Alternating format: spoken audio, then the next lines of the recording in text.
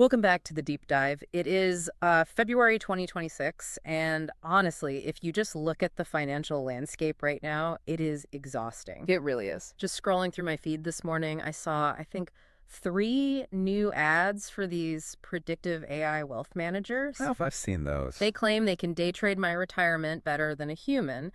Then there's another article about how the crypto resurgence is definitely totally happening this month. Right. This time for sure. It just feels like we're in this hyper speed cycle where everyone is hunting for the new thing, the next solution. It's the defining characteristic of the mid-20s economy, isn't it? Totally. We have this collective belief that because our problems feel so futuristic, Right, like algorithmic pricing surges. or subscription fatigue from 50 different streaming services, that the solution has to be equally high-tech. We're looking for an algorithm to solve what might be, a simple behavioral problem. We want an app that just zaps our bad spending habits. But today, we're pivoting hard.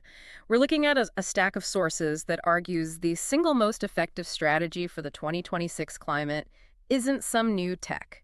No? It's over 2,000 years old. Yeah, it's a massive pivot. We're doing a deep dive into ancient Greek philosophy. Specifically, we're looking at Epicurean and Stoic frameworks and how they apply to your bank account right now. I have to be honest, when I saw Epicurus in the research folder, I kind of laughed. I get that. My brain just goes straight to, toga parties, grapes, marble statues, maybe a philosophy 101 class I slept through. I do not think financial advisor. Of course not. Are you telling me these guys actually had a handle on money management? I'd argue they were the original financial planners. Yeah. But here's the thing. They didn't focus on how to make more drachmas. They focused on, the physics of desire. The physics of desire. They were obsessed with the relationship between what you want and how free you are. And their definition of wealth is radically different from what we're being fed today. Okay, let me play devil's advocate for a second. Please.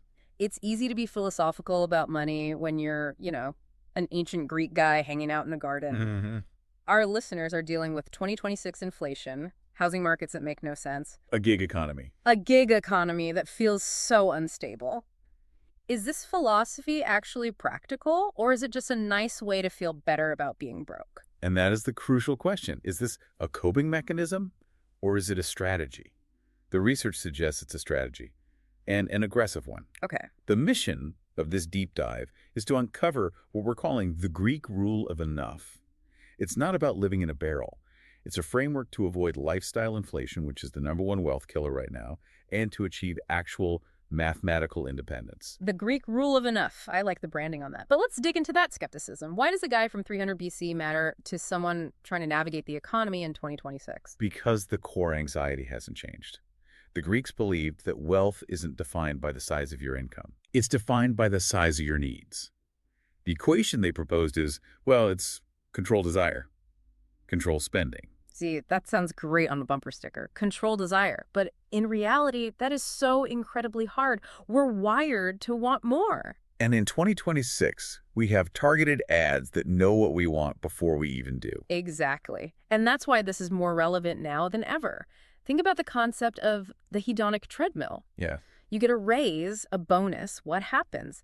Immediately, your so-called needs expand to fill that new space. They just inflate. You buy the nicer car, upgrade the apartment, you get the premium subscription tier. You're not actually wealthier in terms of freedom. You're just processing more cash flow. You're a bigger pipe, but you're not holding any more water. That is a terrifying image. You're just a conduit for money to pass through. Precisely. And the Greek approach, it cuts the pipe.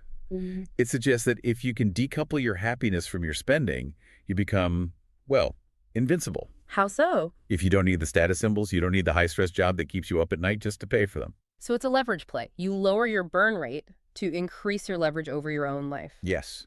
Simplicity equals optionality. Okay, I'm listening. Let's get into the mechanics here.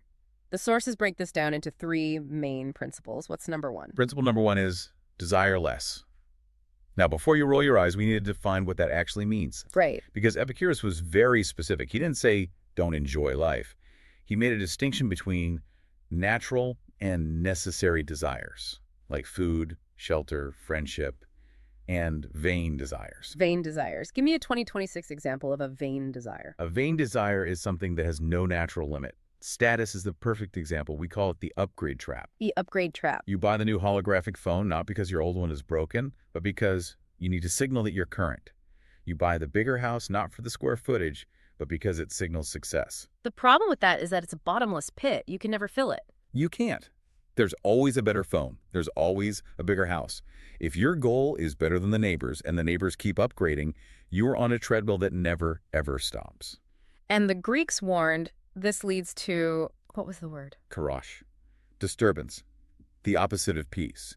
In 2026, with algorithms constantly pushing the next upgrade, this is the default state for most of us. Just constant, low-level dissatisfaction. So how do we break it? Because willpower is a finite resource. I can't just will myself to not want the cool new thing. The strategy suggests a cognitive interruption. You have to ask a very specific question before a purchase. Okay. You ask, will this improve my life or just impress someone? Will this improve my life or just impress someone? Oof. That is brutal if you answer it honestly. It is. And look, sometimes the answer might be, it will impress someone, and that matters to me. That's fine. But we usually lie to ourselves. We convince ourselves we're buying the luxury car for safety or performance. When really we're buying it for the valet stand. The Greek strategy is about ruthless honesty with yourself. It really feels like an act of rebellion. The whole economy is built on us feeling inadequate, so we buy stuff to fix it. It is. Saying I have enough is basically just opting out of the game. It is the ultimate rebellion. You are stepping off the treadmill. Which I guess leads us to the second principle. If we step off the treadmill, where are we going? We are heading toward principle 2. Build financial self-sufficiency. Now, self-sufficiency sounds a little bit like we're moving to a cabin in the woods and growing kale. Is that the vibe? Not unless you want it to be.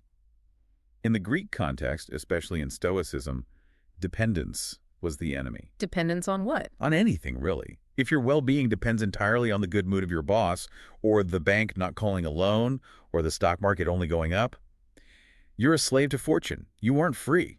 That hits home. I think a lot of people feel that way right now. One bad email from HR, one market correction, and the whole lifestyle just collapses. Exactly. So translating this to 2026, this is about what we might call financial independence, but you have to strip away all the internet hype. It's not about retiring at 30 to travel the world. Not necessarily. It's about building a fortress. And the sources mention a specific metric here. It's not $10 million. No, not at all. The target is 6 to 12 months of living expenses in liquid savings. Okay, hold on. In this inflation environment, keeping that much cash sitting around feels painful. You're losing purchasing power every single month. I know. Wouldn't the smart money say to invest that? This is where the philosophy overrides the pure math. A mathematical optimizer would say, invest every penny. Yeah. But the Greeks were optimizing for ataraxia, freedom from anxiety.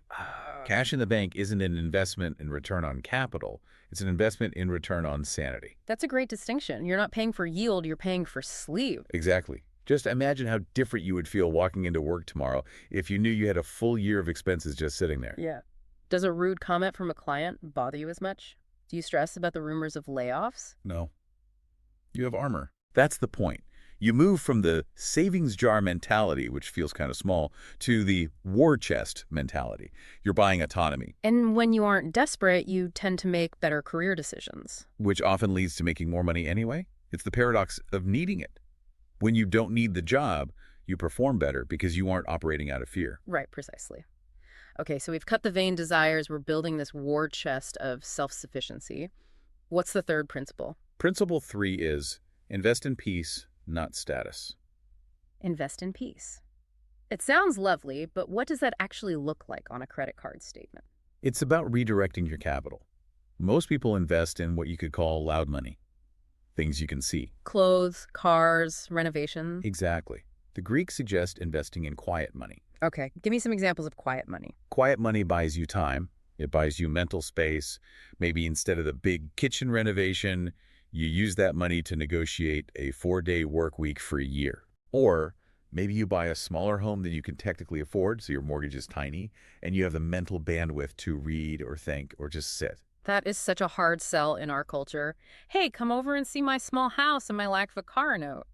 It's not very Instagrammable. It's anti-Instagrammable, and that's the whole point. The contrast here is calm versus comparison. Right. If you spend your money to win the comparison game, you will always lose. because there's always someone richer. But if you spend to win the calm game, you can actually win. The sources had a great visualization for this. It was like ocean waves versus a crowded street. You're paying to exist in the ocean waves. Epicure said the ultimate luxury wasn't a golden chariot, it was a clear mind. If your financial choices, even the quote-unquote successful ones, are adding complexity and stress to your life, you are doing it wrong. You're just buying anxiety. This brings us to the why now question. We're recording this in February 2026. The economy is weird. It is. We have high tech, high uncertainty, geopolitical weirdness. Why is this ancient stuff the specific antidote for this year? Because 2026 is a year of fragility. The systems we all rely on, supply chains, digital infrastructure, credit markets, they just feel shaky. The sources identify 3 key threats for this year. Okay. Persistent sticky inflation, the temptation of easy digital credit, and just general economic volatility. That easy credit one is huge. Buy now, pay later is integrated into everything. You can buy a sandwich on an installment plan now. It's predatory. And if you're playing the standard game, maxing out your lifestyle, leveraging debt to live successful, you are incredibly fragile. So fragile. If one thing breaks, you lose your job, interest rates spike, you're ruined. You're a glass cannon, huge damage output, but one hit and you shatter. That's a perfect analogy. Yeah. The Greek rule of enough makes you shockproof. If your needs are low and your reserves are high, you become anti-fragile. The economy can crash, inflation can spike, and you're okay. You can ride it out. So in a way, this isn't just philosophy. It's a survival strategy for a volatile decade. It is the ultimate hedge. You are hedging against the chaos of the world by controlling the one thing you can actually control, your own demand function. Okay, I am sold on the theory. I want the armor, I want the peace. But I know our listeners. They're going to turn this off, open their banking app, and see the reality of their bills. Of course. How do we start? What's the Monday morning plan here? The research suggests a protocol they call the Greek Reset Challenge. It's designed to be a hard break on your current momentum. Okay, lay it out for me. Step 1. Step 1, the audit of wants. This isn't just looking at your spending, it's looking at the why. The instruction is to identify and cut exactly 3 recurring expenses this month. Just 3? That doesn't sound like enough to save a life. It's not about the dollar amount yet. It's about the exercise of agency. You need to find 3 things you're paying for out of habit or for status, not for real utility. Like the 3rd streaming service you never watch? Or the premium gym membership you only use for the sauna, which you could get at the cheap gym. Kill. It's about proving to yourself that you can say no. Correct. Step 2 is the big one. Define your enough number. This goes back to the goalposts always moving. Right. Most people have a vague goal of more. I want to be rich. That is a recipe for failure because you can never reach more. You need to sit down, pen and paper, and calculate, what does my ideal peaceful life actually cost? Not the billionaire life. The peaceful life. And I bet that number is usually lower than people think it is, isn't it? Shockingly lower. Once you strip away all the status signaling, the cost of a happy, healthy life, good food, safe shelter, time with friends, maybe some travel, it's often achievable in years, not decades. But you have to define the number. Or you will run past the finish line and just keep running until you die. Run past the finish line. That is a haunting phrase. You see people doing that all the time. They have the money, but they can't stop. Because they never defined enough. Okay, step 3. We have the audit, we have the number. Step 3 is automate the discipline. The Greeks talked a lot about willpower, but they also understood human nature. Don't rely on your mood. Set up the transfers. This is the old pay yourself first principle, but with a stoic twist. Yes. The money for your freedom fund should leave your checking account before you even have a chance to think about spending it on a new gadget. You're designing a system that forces you to live on less. Which forces you to adapt, which proves to you that you can be happy with less. It's that positive feedback loop. I love that. It totally reframes budgeting. It's not, I'm restricting myself because I have to. No. It's, I am building my freedom machine. It changes the entire emotional texture of saving. It goes from deprivation to empowerment. So let's wrap this up. We've covered a lot of ground, from the upgrade trap to the war chest. What is the one thing you want the listener to take away as they head back into the noise of 2026? I think we have to go back to Epicurus himself. He had this line that I think should be taped to every credit card in the world. Let's hear it. Wealth consists not in having great possessions, but in having few wants. Wealth consists not in having great possessions, but in having few wants. It completely flips the entire equation. It does. If you're stressed about the economy, You have two choices. You can try to out-earn the inflation and the uncertainty, which is exhausting and risky. Right. Or you can realize that you hold the dial on your own desires. You can turn down the volume.